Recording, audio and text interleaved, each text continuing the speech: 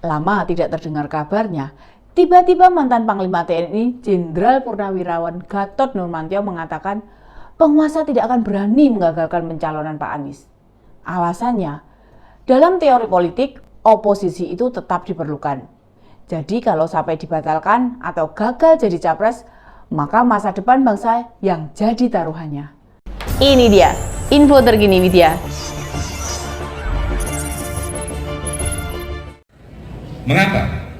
Karena kalau yang maju hanya dari rejim Menteri Pertahanan dan Gubernur Jawa Tengah, berarti kaum oposisi itu tidak terwakili, sangat berbahaya.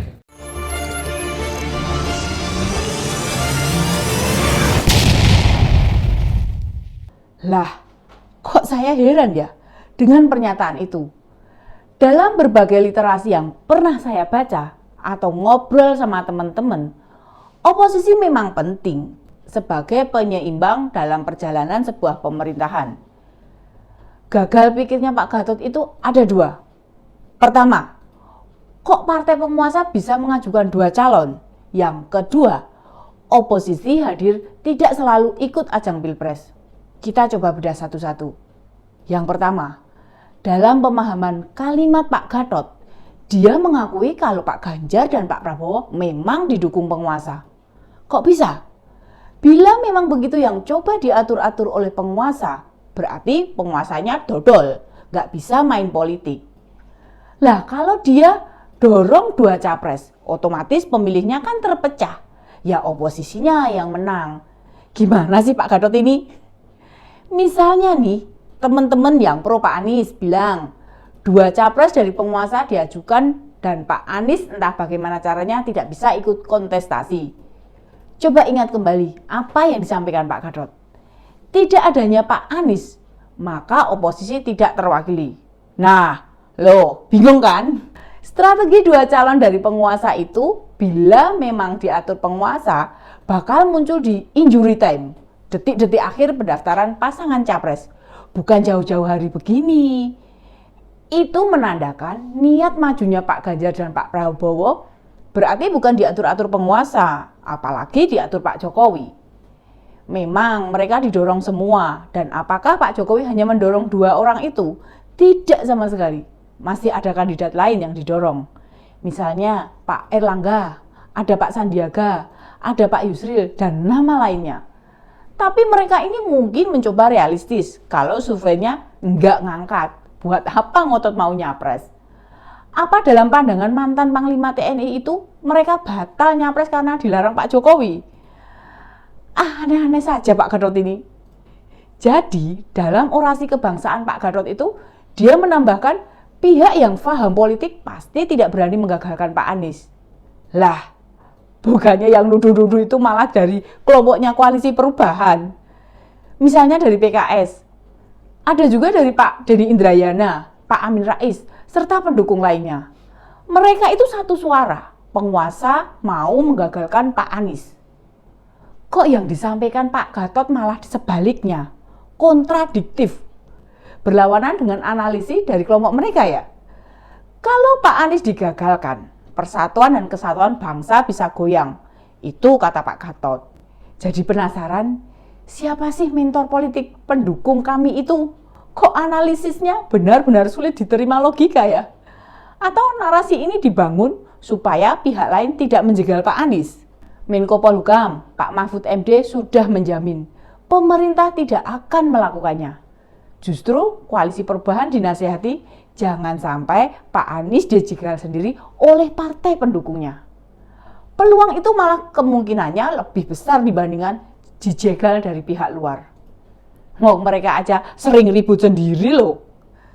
Milih siapa cawapres ribut, milih waktu deklarasi ya ribut, nyebut nama cawapres ribut lagi. Pak SBY ngimpi aja ribut. Partai lain nggak ada yang ikut-ikutan loh. Pak Gatot juga menambahkan, kesulitan pasca pilpres tanpa oposisi, demokrasi di masa depan bermasalah. Dan semakin demokrasi dikriminalisasi, maka akan semakin besar pula oposisi. Perasaan mendengarkan bicaranya malah bulet-bulet tidak karuan ya. Kenapa sekarang tiba-tiba bicara demokrasi, rezim, oposisi segala? Isu PKI-nya tidak masuk tuh Pak Gatot. Dia ini kan yang suka bicara tanda-tanda kebangkitan komunisme. Dulu malah pas jadi Panglima TNI, mewajibkan prajurit nonton G30 SPKI. Kira-kira 5 tahun yang lalu. Di mana sekarang komunisnya? Bahkan ada juga yang dikatakan komunisme menyusup ke militer segala. Bukankah TNI saat ini tetap punya semangat nasionalisme? Tetap menolak komunisme? Atau memang Pak Gatot bicara komunisme itu menjelang September saja begitu? Jadi ini bulan Juni, libur bicara komunisme. Jika memang sulit memahami pergerakan politik tanah air, apalagi tidak bisa mengerti apa yang sekarang dilakukan Pak Jokowi. Beliau dulu yang melantik Pak Gatot. Mestinya kalau punya syahwat politik, langsung merapat ke partai saja. Nggak usah maksain diri mencoba tampil so ilmiah. Kenyataannya, analisis yang disampaikan nggak jelas. Jika kita simak rekaman pidato itu, atau di acara itu disebut dengan orasi ilmiah, jarang sekali yang hadir bertepuk tangan riuh atau bersorak. Itu tandanya mereka tidak paham yang disampaikan. Jangan-jangan mereka bingung, bicara apa toh ini Pak Gatot? Muter-muter nggak jelas. Ada pula kalimat yang disampaikannya begini. Legitimasi suatu negara, demokrasi tergantung pada legitimasi rakyat mayoritas. Jika legitimasi itu ditarik minoritas, maka demokrasi tidak akan berjalan, serta berkutat dengan kekacauan. Memangnya demokrasi kita ada yang ditentukan minoritas ya? Soal apa sih? Lagi-lagi kalimatnya ambigu. Waktu berpidato, Pak Gatot sudah pakai laptop. Artinya tinggal baca saja. Atau ini si penyusun naskahnya yang levelnya level Word. Maksudnya pengen terlihat intelek, cerdas membedah politik, namun sesungguhnya tidak mengerti politik sama sekali. Oh benar. Bisa jadi sehingga Pak Gatot tidak diundang ke Solo waktu ada ultah Mega Bintang ke-26. Kan mereka juga temenan sama Pak Gatot. Di sana ada Pak Amin Rais, Pak Syahganda, Pak Egy Sujana, ada Pak Mudrik dan lainnya. Mereka menggelorakan people power. Dengan usia sudah lanjut begitu, powernya sudah nggak ada, tinggal people-nya doang, lontang-lantung ke sana kemari. Lama tidak muncul, tiba-tiba Pak Gatot punya acara. Atau ada keinginan jadi cawapresnya Pak Anies. Bisa jadi Pak Gatot berpikir, Mas AHY yang cuma veteran mayor TNI aja berani mendekat. Masa sekelas veteran Jenderal Bintang 4 kalah berani? Persoalannya, apakah Pak Anies bersedia menerimanya? Menarik untuk kita tunggu perkembangan selanjutnya. Kita tunggu saja. Demikian info terkini Widya, sampai ketemu lagi di Ini Dia, info terkini Widya selanjutnya. Salam cerdas. Ini dia, info terkini Widya